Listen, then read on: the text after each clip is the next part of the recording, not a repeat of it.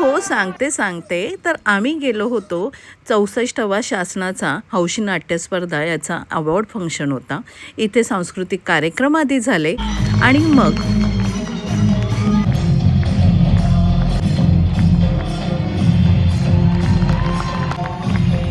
महाराष्ट्राचे सांस्कृतिक मंत्री आशिष शेलार यांचं भाषणही झालं. आणि 2025चं नाटकाचे 2 प्राइज माझ्या नवऱ्याला मिळाले.